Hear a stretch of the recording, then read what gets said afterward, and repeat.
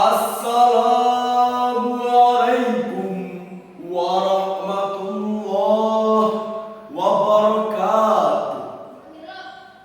Subhanallah walhamdulillah wala ilaha illallah wallahu akbar. Assalatu wassalamu ala rasulillah la haula wala quwwata illa billah. Amma ba'd. Dewan Hakim yang arif dan bijaksana, bertingkahkan kejujuran, menegakkan keadilan dan bermahkotakan kasih sayang, serta para hadirin wal hadir, pemuda harapan bangsa rahimakumullah. Dalam mukadimah Konvensi Hak Anak yang disetujui oleh PBB tanggal 20 November 1989 menimbang bahwa seorang anak sepenuhnya harus dipersiapkan untuk menjalani kehidupan sebagai pribadi dalam suatu masyarakat, sehingga harus dibesarkan dalam semangat cita-cita yang telah diproklamirkan pada piagam PBB.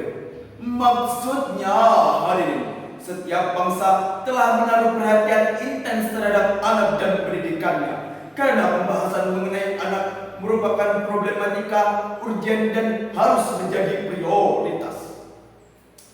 Pendidikan anak telah menjadi topik diskusi para pemikir Islam beberapa abad silam, seperti Al-Ghazali, Al-Qabisi, Ibnu Sina, dan lainnya. Juga menjadi diskusi para pakar pendidikan barat seperti John Amos Comenius, Jean-Jacques Rousseau, dan pakar-pakar lainnya yang meskipun berbeda pola pikir tetapi memiliki kesamaan dalam perhatian mereka terhadap anak.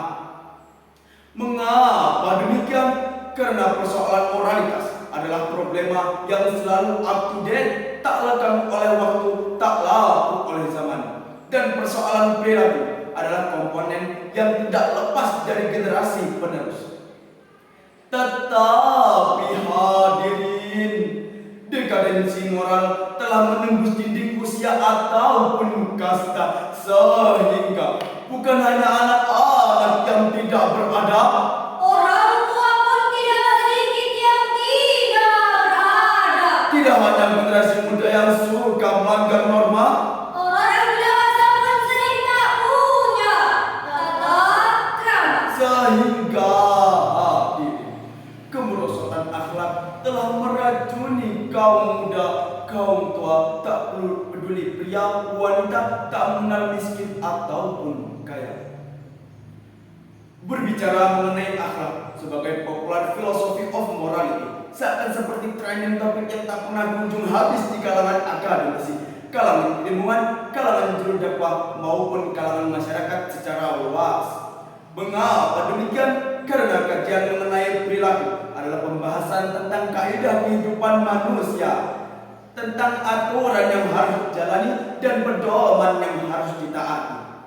Problematika perilaku manusia seperti tidak kunjung habis Karena tidak sedikit orang kehilangan pikiran logis, di depan berwajah manis, tapi hatinya dipenuhi hasrat iblis. sehingga tidak ragu berbuat bengis, hatinya tertawa walaupun matanya menangis. Oleh karena itu, hadirin, fenomena demoralisasi kronis yang telah banyak terjadi di negeri ini menimbulkan kegelisahan akademik kami untuk bisa menyampaikan kontribusi yang berarti sebagai bentuk kepedulian terhadap bangsa ini.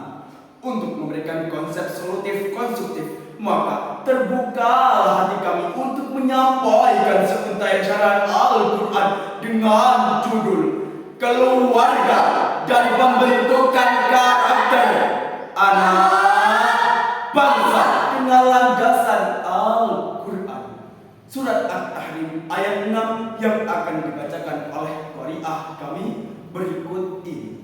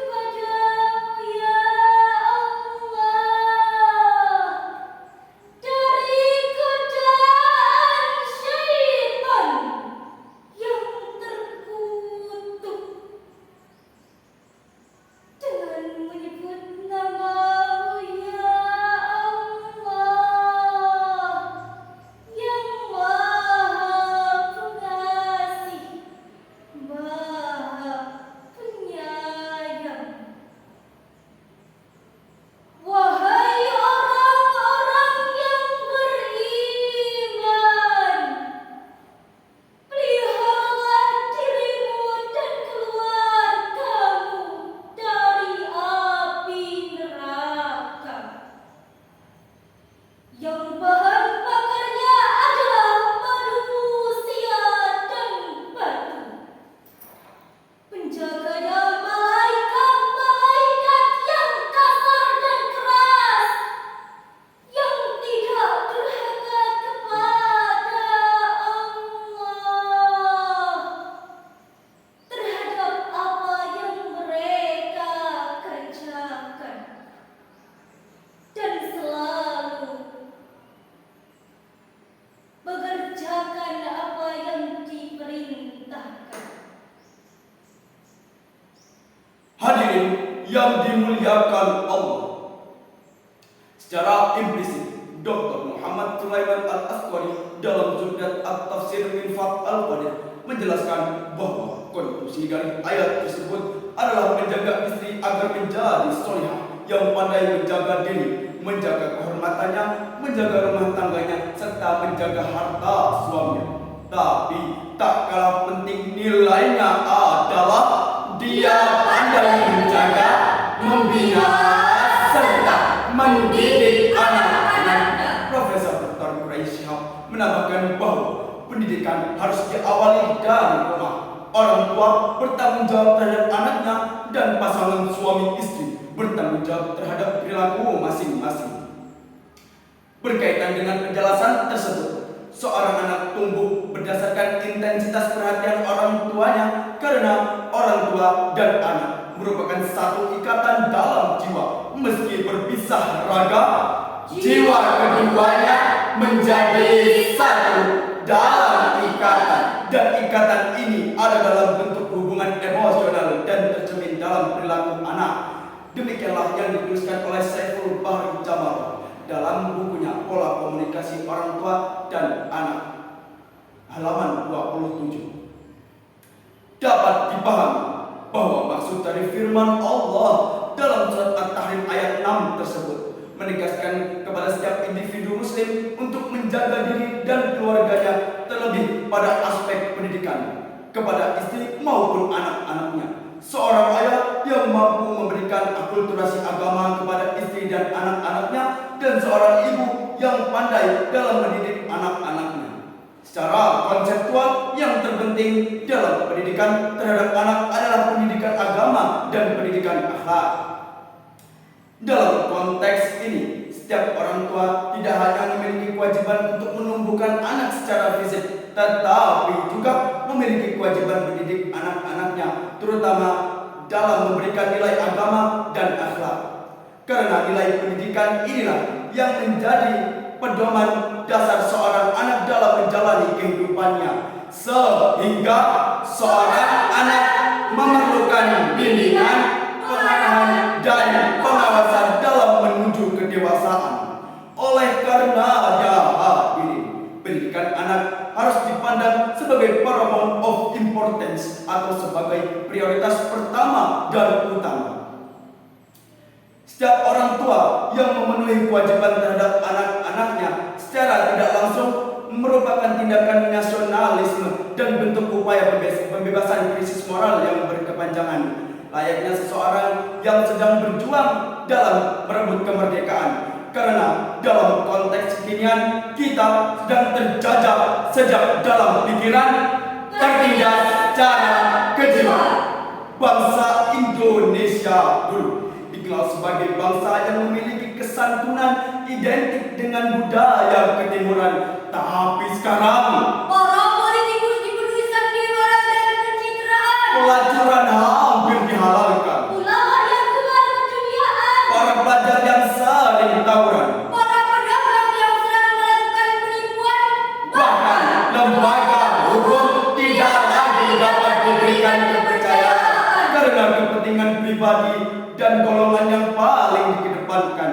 Tak peduli rakyat kebingungan, tidak tahu yang mana musuh, yang mana korban, tidak mengerti antara kejujuran dan kebohongan. Proses perbaikan hanya bisa terjadi jika saya, Anda, dan kita semua mau menerapkan revolusi mental sesungguhnya, mendidik diri sendiri dengan baik agar bisa mendidik keluarga kita, mengembalikan fitrah kita sebagai manusia biasa, serta mau merefleksikan setiap ajaran agama dalam keluarga kita, kerabat kita dengan merenungkan firman Allah dalam surat An-Nahl ayat 78. Wallahu akhrajakum min butuni ummahatikum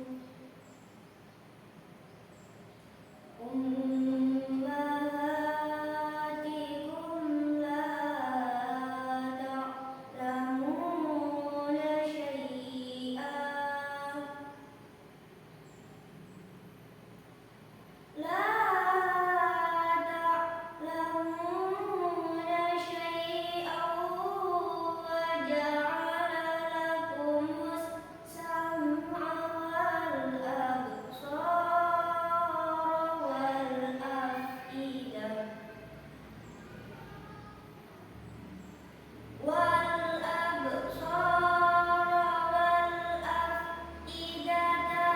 la'allakum tashkurun